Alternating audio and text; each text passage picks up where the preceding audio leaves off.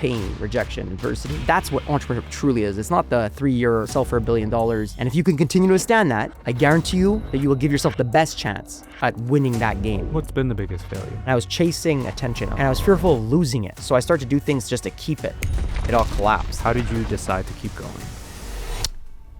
Jake Karls is an unapologetic entrepreneur, speaker, and co-founder of Midday Squares. Known as the Chief Rainmaker, Jake was recognized on Forbes 30 Under 30.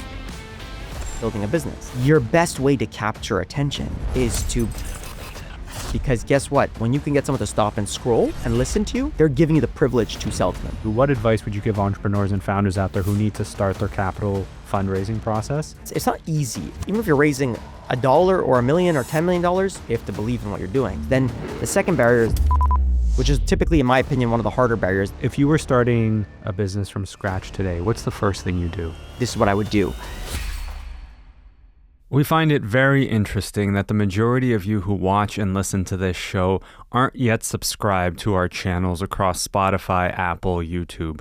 It would mean the world to us if you can do us that small kindness. It allows us to continue to bring on amazing guests week after week and continue to provide you with amazing value and content. It's the only thing we'll ever ask of you. If you can hit that follow or subscribe button, it would mean the world to us. Thank you so much and enjoy the episode.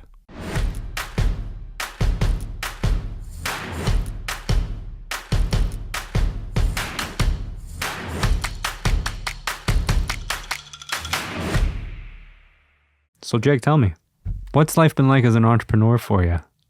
Exhausting. I think the word is exhausting and liberating.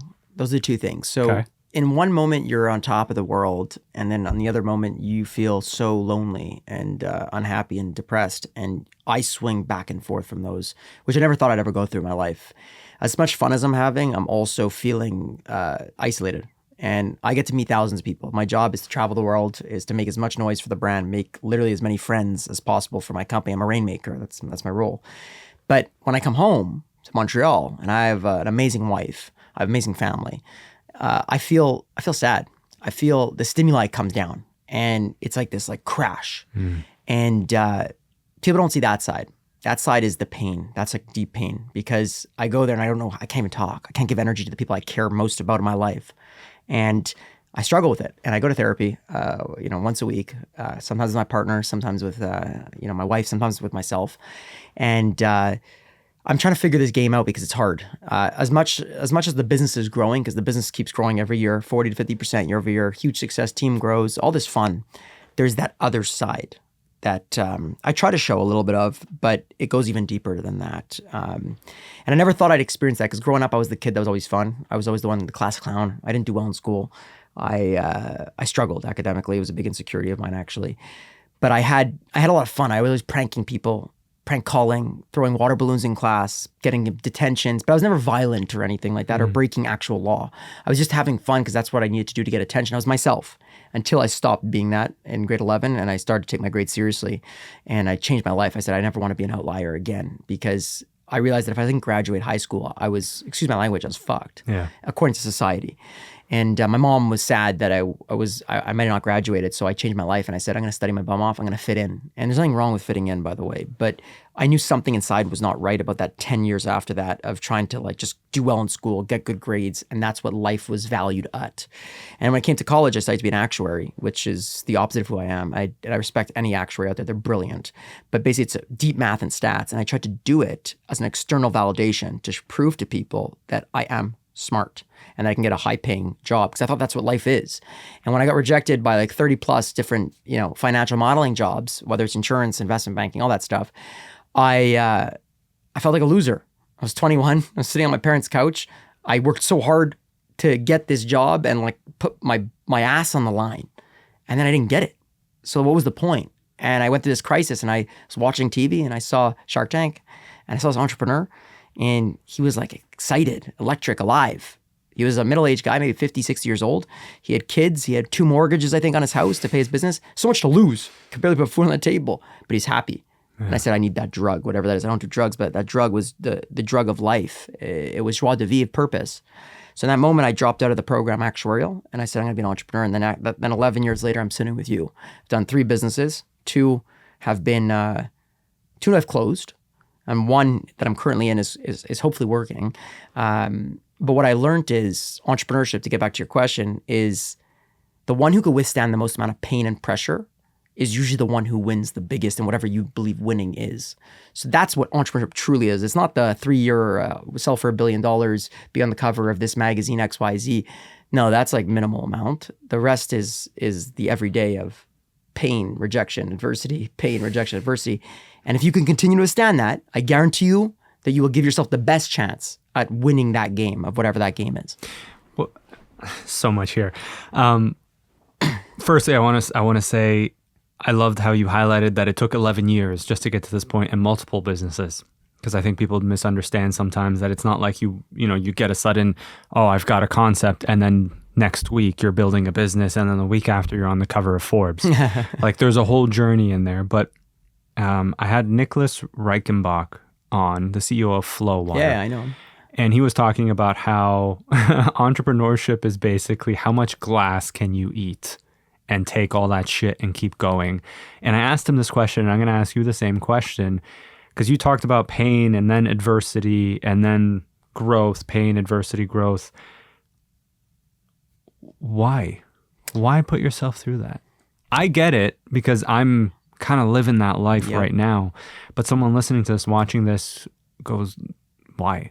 Whether it's healthy or not, what I'm going to answer to you is it's the truth. I'm addicted to what I believe in my life and just me is winning. And it seems to me that what I get to do every day is a privilege, whether it's be here with you today. Prior to this, I had a speech this morning with a bunch of entrepreneurs. And then I was on another podcast before. Like, I never thought I'd live this kind of life. And I get to make new friends that I never thought I'd be friends with.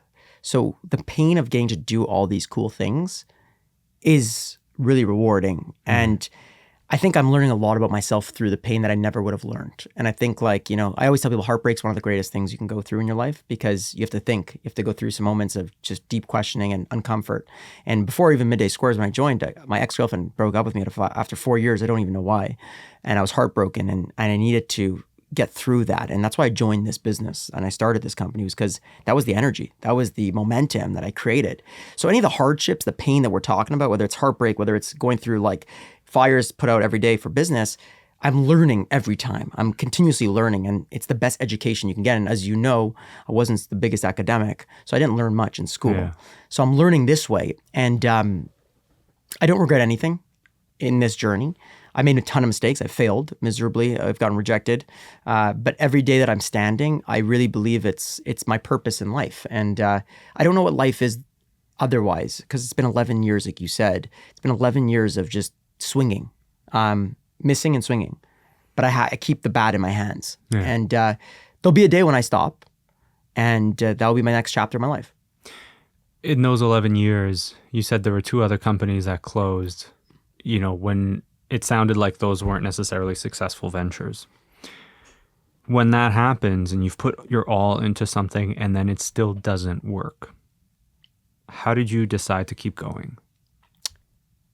Yeah, the first one I closed out of choice. So I just started to lose passion for fitness. I was training people outdoors. Okay. I created an outdoor boot camp. It was great. But summertime ends in Canada, as we know. It gets cold. 1.5 months. Yeah, it's not that long. And people wanted me to open up a gym, and I didn't want to do the whole gym process. I want something different. And I created this energy. Yeah. And I did it until I stopped having fun. And the moment I stopped having fun, it wasn't about the money. It wasn't about anything. It was just, it's done. And the next business I did actually ran out of money. And it was throwing parties on college campuses and trying to sell clothing. Horrible, but great. I was a horrible CEO, but a great brand builder. Okay. And then I was going to apply to a job, I think at Snapchat at the time was what I was looking to apply to a job because I liked that company. And what kept me going was this idea of thinking really big and like the challenge of trying to get to that. And that's what kept me going and keeps me going is, can we build the next biggest snacking company in the world, not Canada, in the world?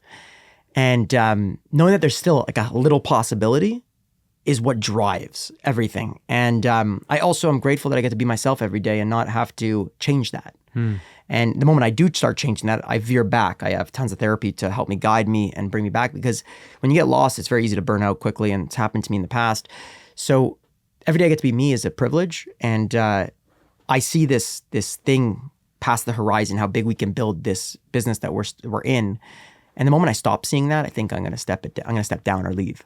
But I still see it and I feel it. I have the hope and the optimism. And you're the only one that will know when it's time to put the bat down in whatever you're doing in life. And no one could tell you otherwise because they're not in your shoes. There's a level of self-awareness that's necessary there. Like critical. Yeah. And you can't just keep going. Like also, like there's a moment where like stopping and putting the bat down is the necessary move. Yeah. And the more you go, the more pain that you're going to cause yourself. But the pain isn't the good pain. That's the pain that's actually like downward spiral. And that's negative momentum. You don't want that. So when I closed, I knew it was time. Like there was a gut feeling and I just followed it. Yeah.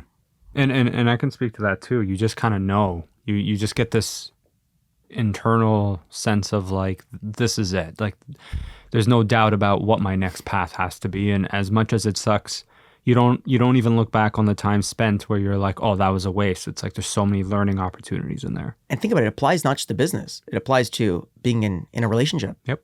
And, don't hold on to something just because you're holding on. That doesn't make sense. No. Don't hold on to a friendship like with a friend if it's bringing you down. Maybe it's time to cut the friend. Maybe you'll come back to it, but maybe the right decision is cut the person out of your life. Yeah. Or maybe this is the time to marry the person you love. And what are you holding back for? Like if that's something that you want to do. So this lesson, this like experience has taught me so much about other things in life where I apply it. And it's a muscle. It's just a muscle and you got to keep working it. You talked about, the life of an entrepreneur being constantly on the go. Before you came in, you talked about how you were, I think, down day 9 or whatnot of just constantly going, traveling across the country here. And then you talked about your partner, your wife, and having the energy after giving so much of yourself. There's a lot of entrepreneurs and founders who listen and watch this podcast who are going to think to themselves, I don't know how to balance my personal relationships with my work relationships because I have to, as the founder, CEO, creator, whatever, I have to invest so much more of myself because the decisions rest with me. The viability of this whole thing rests with me, that I don't have anything left to give. How do you balance that with your partner, with your family, with your friends? My wife is my rock in my life. Without her, I wouldn't be with you today. There's no chance. The journey, it doesn't matter if your business is small or big. There's a lot of pain. The odds are stacked against you. There's an immense amount of pressure. The stressors are high. And in a career as well, by the way, like you could be building your career and you could have that same pain or a similar pain that, you got to deal with. But for me, when I'm on the road, like right now, 9 days and then 4 more days to go, like I took a picture of myself in the mirror yesterday in the hotel bathroom. I was staying at the Hampton Inn. That was the only available hotel at the time when I booked it last minute last night. And, I looked like a mess. I looked at myself, I was like, what the fuck? Excuse my language. I was like, what, who am I? And I was like, I wasn't home. My wife was texting me, I miss you. I was like, I still had 4 more days in the She said, can you come home a day earlier? I couldn't, it's impossible. I'm taking a red eye on Saturday night to come home to Montreal from Vancouver, which is a brutal flight. It's exhausting. And then I go way back Monday night, I'm back on the road. So I'm back Sunday morning, to leave Monday. And we don't have kids yet. We want to have kids, but without her support to allow me to be me, this journey would have been a lot different. Now I'm trying to do my best to give her what she needs. So when I come home, instead of passing out and not talking, we are having conversations. We are putting cues in place to get things. Well, maybe I need an hour to just decompress. Then I come and I give her everything. Because an entrepreneur's life is selfish, in my opinion. And I don't speak for everybody. I speak specifically for myself, but you're building something that you believe. Maybe you're the only one that believes in it, but you think you'll do anything in your power to make this happen. That means time. That means resources. That means sacrifices. And one of those sacrifices may be your relationship. And it happens to countless amounts of entrepreneurs. They sacrifice the relationship for the belief that they believe that they're going to build something that they think is possible. And not saying that's right. But for me, I didn't want that and this failing. So what I've done with my partner, my wife, Melissa, is we do therapy together. And we work through these deeper conversations on how to actually come up with strategies so that we don't land up like that. And that I prioritize her and I give her the idea that I understand that I was selfish for the last 6.5 years. How can we shift that? But how do we still win in what we're doing? How do I still win in what I get to do? And working through these hard conversations in therapy, it's professional. It's not just like a random person. This is deep work being put in, and we show up weekly for it, and it's changed our life.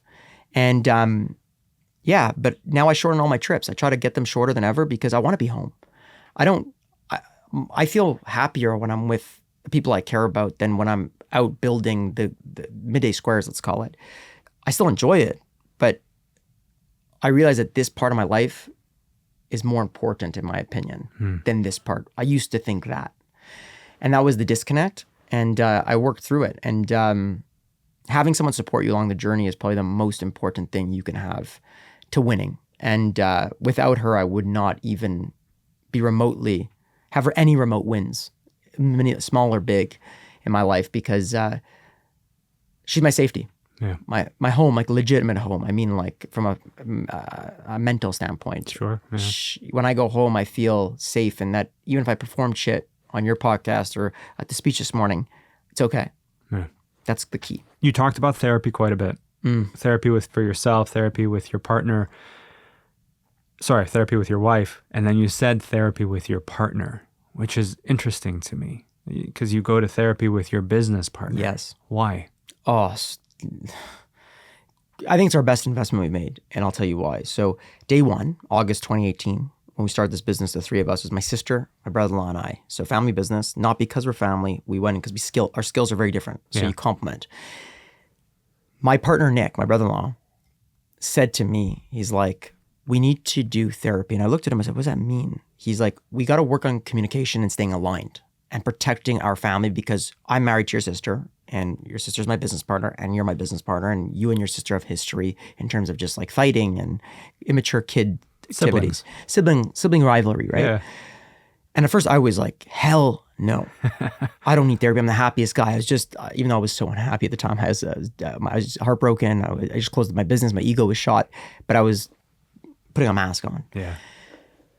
And they said, we're doing it. Otherwise this business can't go forward. And they were dead serious. And I was really turned off by them. And I was naive and immature at the time. And I asked them, okay, I said, I'll do what you say. I'll do therapy for a couple months. We'll try it. Hard conversations. I'll sit with you guys. If you guys decide to do what I want, which is basically film yourselves and document how we build this business on social media. Reality show on entrepreneurship. They're introverts. They're like, hell no. They're like, we're not showing our private life. That's the most weird thing. They didn't have social media basically at the time. Or they had it, but like very minimal. And I said, okay, well, I do therapy. You do filming. Let's do it. And there was an agreement, a serious agreement. And I went to therapy, and it became the best thing I've ever done in my life. And I'm a huge advocate for it now. And they're a huge advocate now for content creation and storytelling. My sister is more on camera than I am. Yeah. And it goes to show that when you trust your partners, or you trust the people you get to work with or marry in your life, let's call it, it goes a lot longer. You're willing to compromise for the belief in what they're saying is the best option. And that's what I did. I knew that they weren't coming from a place of like, this is useless, or this is not good for us, that this is what's best for us. And it was an us thing, not a just them. It was an us. And what we did in the therapy was just have really hard conversations and constructive criticism. And we'd actually get somewhere. So we'd spend an hour, 2 hours working through deep conversations with a professional. His name's Dr. James Gavin, brilliant guy. He works on tons of partnerships in business. And the idea is his mandate is to protect our family and protect the business partnership and allow those two to grow over time. But the moment one goes down, one goes up, we need to fix it. Yeah. And we have access to him, luckily, almost 24/7. So like we've had emergency calls at 11 p.m. And the investment just keeps going up every year. And I think we're becoming better communicators, better leaders, better individuals. And therapy is something that shouldn't be taboo. It's a way to empower yourself. It's a way to make yourself better with more tools in your toolbox. Right. And when I first told people that I was going to therapy, everyone was shocked because like I was like in hockey, like I was like in a fraternity. I was like that typical like I'm really happy at the time. Like that's what I was showing, at least. It was inauthentic. I was hurting inside. And therapy is, I don't know what I'd be like if I didn't have it. I really don't. And it's a privilege to get to go to it, by the way. It's expensive. It's an investment. But it's been the best investment I've made as an individual and as an entrepreneur. Yeah. So when you say therapy, it's like, yeah. No brainer. I fucking love it. Yeah. And it's so interesting to think about it. I think about how, my business partner and I have had so many difficult conversations along the way. And it's funny because they usually happen when we're traveling together, like on the road for 2 hours, and we just start talking about things. And it's like, hey, this is something that's been on my mind for a while. This is something that's been on his mind for a while. And it feels like a therapy session. And I can imagine that if you had a professional who specializes in that kind of relationship where there is a personal and a professional relationship intertwined together, having an expert there who can like help piece these things out would be such a game changer. Yeah. Clear perspective. And I think that like he doesn't tell us what to do. He just says, he helps us understand how the person's feeling. Because a lot of the time people's reactions, what I learned at least, is, or their actions that they do are not, they're coming from a place typically of fear. And if you just call the fear out, it like decompresses the conversation. It's like, hey, I'm scared that we're going to lose this business into this retailer business. If you just say that, then the conversation changes. People are like, okay, I know where you're coming from. I know how you're feeling. How can I be empathetic and work with you? And we've worked on these tools to help each other understand and thrive, not just survive this journey. Even though how hard it is, it's thrive. And I love my partners, both as brother-in-law and sister, but I also love them as co-CEOs of our business. And we trust each other more than anything. And even if I disagree with if I disagree with the decision that they made, I trust them that that's the best decision they made with the information that they had. And when you have that trust, things get done quicker. Yep. And it's not like blame that person or that person. No, it's accountability. And some of these therapy sessions get really heated. Like it's scary almost, but we get somewhere. And when I see my partners show up every Tuesday or whatever, every 10 days that we go, and I see their faces pop up on the Zoom, it shows that we believe in this partnership more than anything. And if we built this to $1 billion business or bigger and hated each other, it wasn't worth it. And that's the idea, is protect as we build this to be, if not better than when we started, likely way better as a relationship than when we started, and enjoy the success that hopefully we'll have, or the failure. And what's been the biggest failure? I think for me personally, the biggest failure has been denying that I needed rest and feeling ashamed to take a break. And what I mean by that is, 2.5 years ago, I believe it was, or so, I was running like on a treadmill, like for 15 speed, 24/7. It's an analogy, like through business, like traveling the world, 110 flights a year, exhaust myself, fighting like a champ, thinking that I'm a gladiator, that I could do anything. It's impossible to fail. And I was chasing attention. I was chasing this idea of being in media, being on the cover of magazines. And I was fearful of losing it. So I started to do things just to keep that like external validation, actually. So I started to veer off my purpose real quick. And I started to just act in a certain way. And then eventually it all collapsed. And I didn't take a minute to break. I had these signs. I had like exhaustion, lethargia, lack of motivation, chasing dopamine, like these crazy signs that like were not usual to my life. Yeah. But I kept going because I was like, this is part of the game. Tough, be tough, fight the fight. And then suddenly it all fell apart. The house of cards just collapsed. And I had a major burnout. And the burnout was so obvious. Like there was so many preventable steps throughout that process. And that's my failure, because I ignored everything. It was like a car telling you there's a flat tire, then telling you there's an engine oil change. Like eventually the car won't work. And that's what happened. I ended up getting hurt playing hockey, and I couldn't travel. I couldn't do the things I was chasing. So my identity fell apart. I was like, who am I? If I can't do this, and then I start getting these symptoms of life, of crazy, my blurred vision at one point, electric shocks all over my body. I didn't trust like anything about myself. I was like scared. I felt like I was a glass bottle that like if I walked, it would break out of nowhere. But it was the buildup of so much anxiety, so much stress, so much like non-reality of my life that it ended up just, my body had an overreaction, and I had to take 42 days off. I call it sabbatical.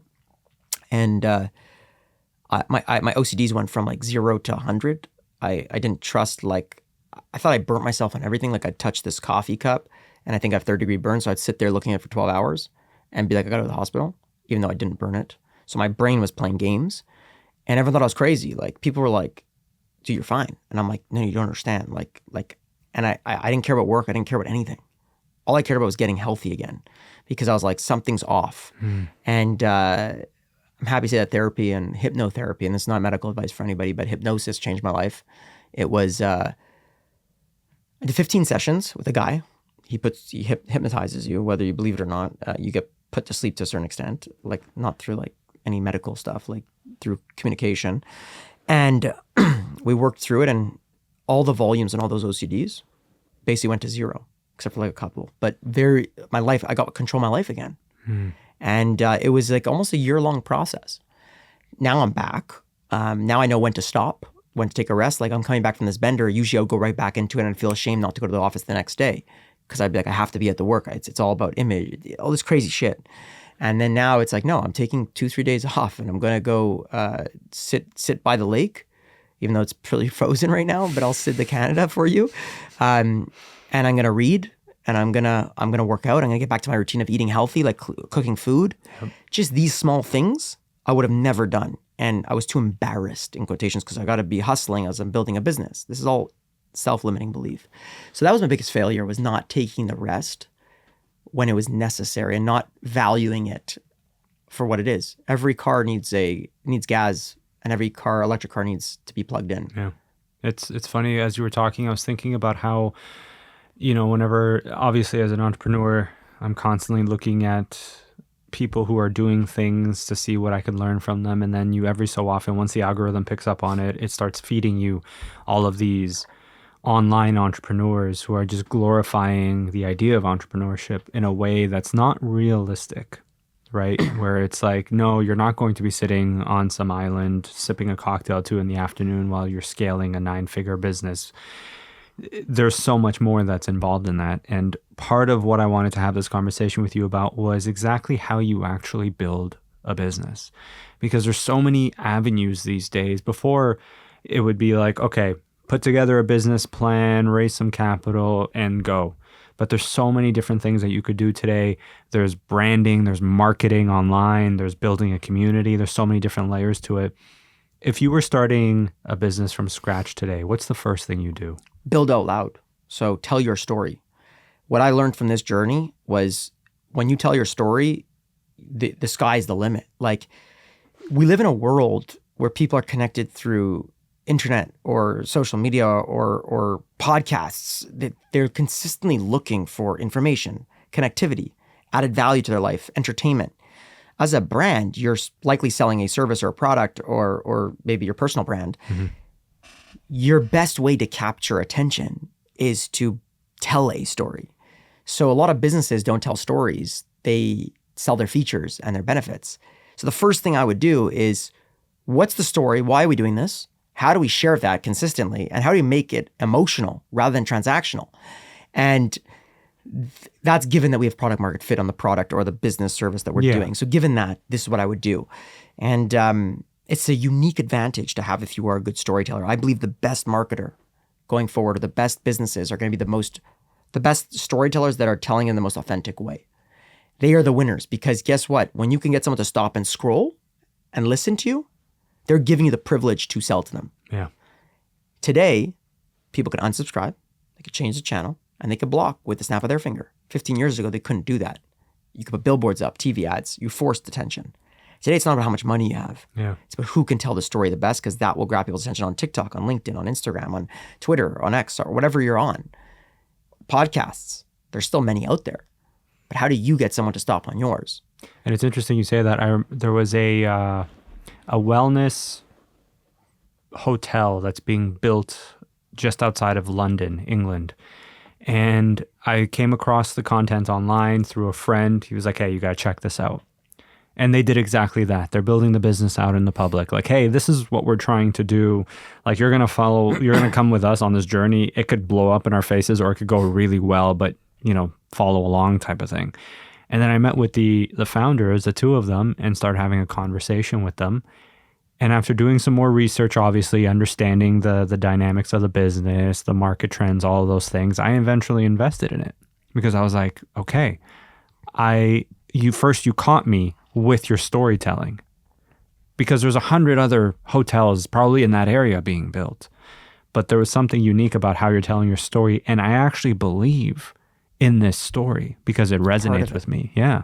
And so now I am not only was I emotionally invested in it, I said, okay, I want to actually put capital behind this. It's exactly what I would say to anyone is create fans, build friends, stop with the transactional stuff, take the time to care, make people part of your journey. And I promise you, you do that and you do that consistently. And it's painful, it's hard. Eventually you will be rewarded so big you don't even realize, because you don't need 1 million fans. You could have 10,000 fans. And if they're loyal, you're good. You'll build a massive company. Yeah. So what we did at Midday Squares was we took our cameras out and we filmed everything. And I'm talking like therapy, like we do. Breakdowns, failure, success, raising money, things that people don't see behind the scenes. And we just showed it. And what did it do? It allowed people front row seat on what it looks like to build a business. Not everyone's building a business, but everyone knows what businesses are. Yeah. So what that did was it created fans. So they don't just buy your product. They're so emotionally invested, they tell everyone about it. Yeah. They go, you wouldn't believe I listened to this podcast when I was sitting on the plane and I have the product in my hand. This is crazy. But storytelling allows you to go deeper than the transaction. It allows you to hit the heart. And think about dates. Like on a date, like some people talk about their commoditized stuff, like their resume, which is the most ugly thing, the most boring thing ever. But the ones that tell stories are usually the ones where they go really well because you could relate, you could have fun, you could build trust. Yep. So think about a date and think about a business, the same exact thing. We need to tell stories. Stories are how we're wired as humans in our brains for the last thousands of years. So why are brands still not telling stories? I don't understand. They're so scared of how people are going to feel, but emotions is where you win the biggest. Yep. And the companies that are challenging, or the challenger emerging brands that are telling the stories, I tell you in 20 years, they're going to be the dominants, the incumbents, the large. And hopefully they can keep the same constitution of their business or the values that they applied at that scale. And that'll be really cool to see. Yeah. But no shade to the big companies today. They do a great job. They built great infrastructure. But I think they're struggling with the storytelling component now. Not like Nike. Nike gets it. They've been telling their stories about athletes forever. But it's in their DNA. Phil Knight's DNA. Yeah. Right? Apple, storytelling brand forever. Yep. Patagonia, forever. They've been telling stories. But what about all the other big infrastructure brands? They were really good at distribution, logistics, supply chain. But now how do they retain the fans? Yep. Someone else comes along and offers a similar product. Better price. Yep.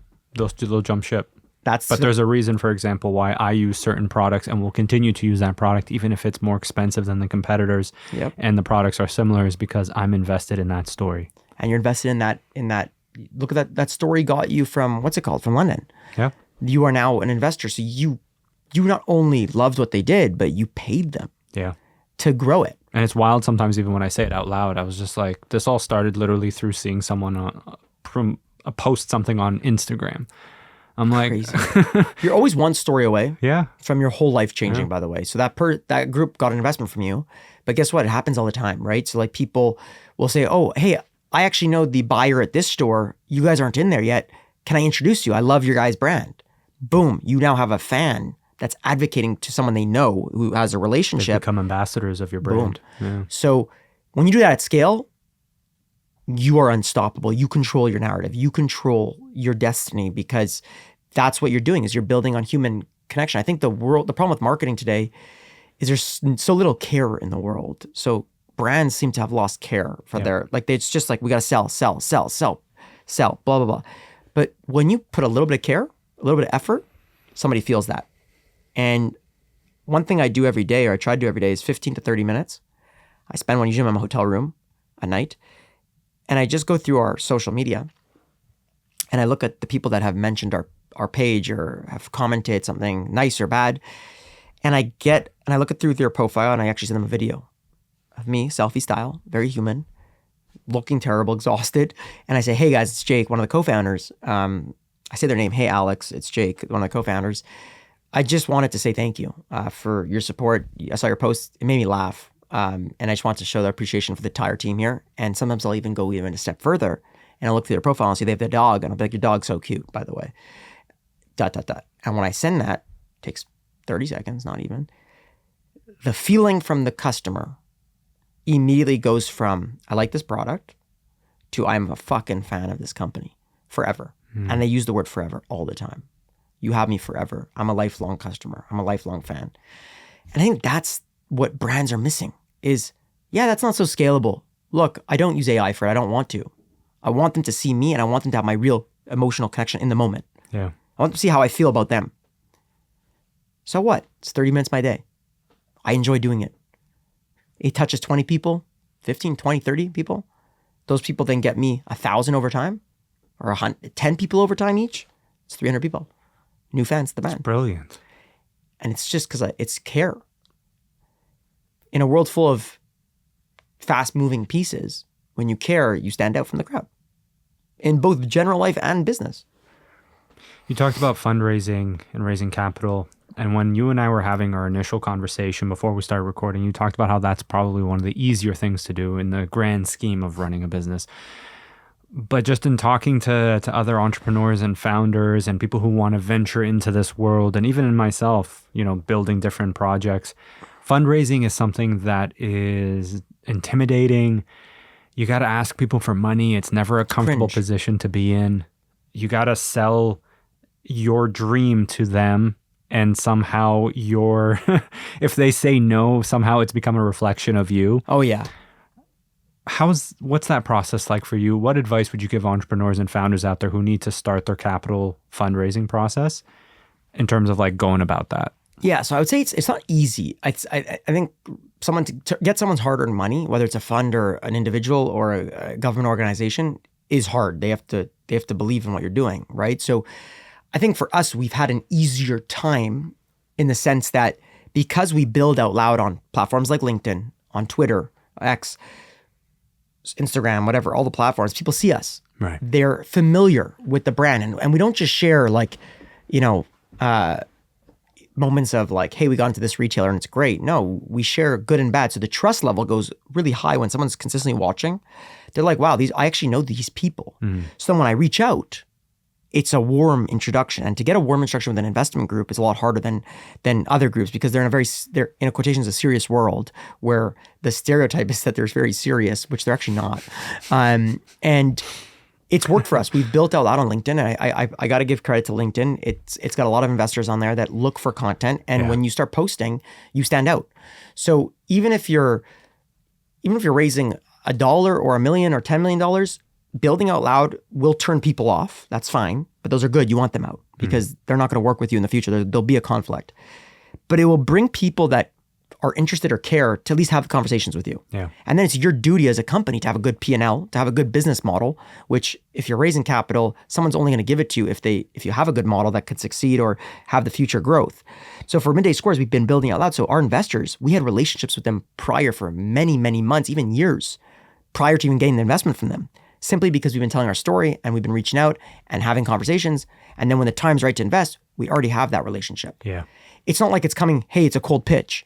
I spent years traveling to New York, to Toronto, to Vancouver, to meet my investors, to hang out with them, have lunch, go out, go to their office, not ask for a single thing, but continue to keep them updated on the journey. And then when the time's right, I then say, hey, Melissa, can I introduce you to my finance team? We're actually raising money. I thought you guys would be interested. She then gets sent to my finance team. They work the due diligence. They work the terms. I'm out, but the relationship was built. The story's already been ingrained into them. So it's not coming from a place of unknown. It's coming from a place of, I'm very familiar. I like this or I hate this.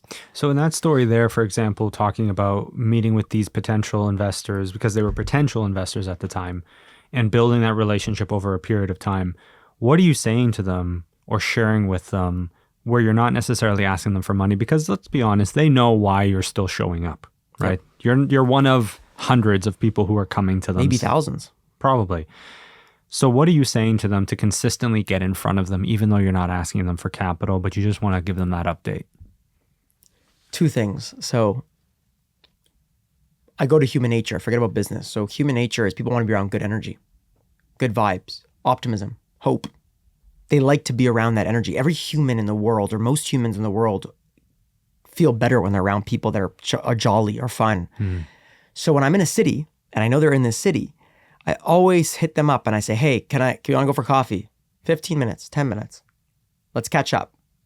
All I do in that catch up is I talk to them, I hear about their life, we connect, we relate on things. I'll give an update on Midday Squares, not ask for anything. Come back 3 months later.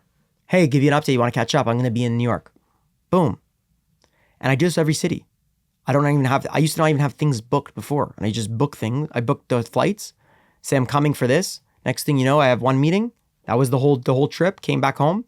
Next time, now I go, it's 10 meetings per day. But it's the same. It's similar people. Yeah. But we're not talking about business as much. We're actually just having fun. And then, I'll mention rapport. Yeah, and then I'll mention, hey guys, we're actually looking to maybe raise in the next coming months. I'll keep you updated on when the raise is. Boom, keep us updated on that. Then when the time's right, they're already prepped. They're already ready in terms of just being there mentally. Yeah. So you've already crossed a barrier, which is typically, in my opinion, one of the harder barriers. Then the second barrier is the way that your company shows up on a P&L and shows up in product market fit and growth and all that stuff. But that every company that's building should want to grow, right? Yep. Or want to build something meaningful. So storytelling, building out loud, and showing up is critical. Showing up, get on planes and show up, because people will see when you show up, they see that you care. They see that you're willing to take time, effort to get on planes, have sweaty bums, sweaty ass, because that's what I have on planes. It gets hot. Wear pants. I wear pants in the summer, with shorts in the winter, but that's another topic. But long story short, when you show up, it means that you took the effort, even if it's 5 minutes. Yeah. That 5 minutes can change your life. But that's how I think. So that's why it's not an ROI thinking. It's more on allow serendipity to kick in. Whatever happens. And if this relationship comes back in 10 years, great. Paid off. What advice would you give young Jake 11 years ago? Advice that he may have needed to hear but was never told in this entrepreneurship journey of yours. As cheesy as it is, have fun. We're all irrelevant. And what I mean by that is no disrespect to anybody. Yes, we're relevant in the moment. But, if I look back 100 years ago, there's not that many figures I know from 100 years ago that were, the number ones in what they do, even the number twos, number 10s in what they do. Think about all the people today. Obviously, there's all these like the Jeff Bezos of the world. You have all these people. But 100 years ago is hard. Maybe that's through the internet and social media. It's different. There's only like the couple figures, the bad ones, and then maybe some of the great ones. But there were so many other great people, so many other amazing folks out there that don't have the recognition. So it's like knowing that that's not that long ago. One day that's going to be us. And, unless you're the prime minister, the president, or whatever, all these people, but you still done greatness in your life, so much greatness. So what that tells me is, given that we might be irrelevant, why don't we just live for where our feet are in the current moment at all times, giving 150% in that moment, not worrying about what my next meeting is, but I'm worrying about our conversation with you right now. That's what's relevant. That's the only thing relevant. So knowing that, have fun in those moments, because it doesn't guarantee anything else in the future. And at the end of worrying about the past or the future, it's all going to be gone anyways. Yeah, you'll have kids one day, hopefully, or all this stuff, and that's great. That's a great legacy. And but 100, 200 years, what happens? So when I go on a stage and I'm nervous as hell, I just tell myself it's all irrelevant. And then I go on with fucking electricity. Electric. I danced yesterday I got people in the Wine Association, Ontario Wine Craft Association. I gave a closing keynote to 500 people. They must have been, I'd say, between 40 and 80. And I literally put the song on Hey Baby, DJ Ortiz. I said, hey, everyone get the hell up. We're going to bring the kid out inside us. And everyone's cringed out. Like, they looked at me like something was off. And they just started dancing. Yeah. And we just had fun. Because in my head, it was all irrelevant at the end of the day. You might as well have fun in that moment. And slowly you start to see people dance in the back. They start to move. And then everyone was having a good time and they didn't want to stop. Yeah. And if you just have that mentality, you're going to accomplish a lot more in the moments that you're living in. Instead of just waiting for the next moment or waiting for the next opportunity, you're just going to live for the current opportunity. That's the younger Jake didn't know, because the younger Jake was chasing other things. Jake, I appreciate your time, brother. Appreciate you. This is a great fucking podcast. Great interview. Thank you. I appreciate it. I appreciate you making the time in your busy schedule. I know we had some complications. It happens, but the point is you're here, and we got to have an honest conversation, and I loved how we started the conversation with, hey, here's some real, authentic, vulnerable shit about what it's really like to be an entrepreneur. Because there are moments where I get caught in the glorification of it all, and I'm like, ooh, the end result is sitting on an island somewhere, and sure, that's always nice, but the reality is it's the journey. It's the middle. Yeah. The middle is actually the greatness. And I have a board member, just to finish off, superstar, one of my biggest inspirations. He doesn't even know this, but he's a Toronto guy, and I love him. And he once told me, he's like, trust me, enjoy the middle and the pain. you're going to want it later.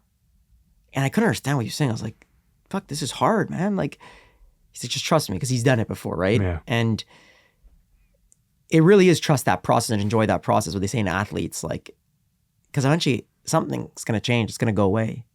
And it's all part of the game. Yeah. And to reject and fight it is the dumbest thing you can do. So embrace it and be grateful that you're part of that. Yes, it hurts and there's real pain. And sometimes there's real moments of burnout, and these are serious things.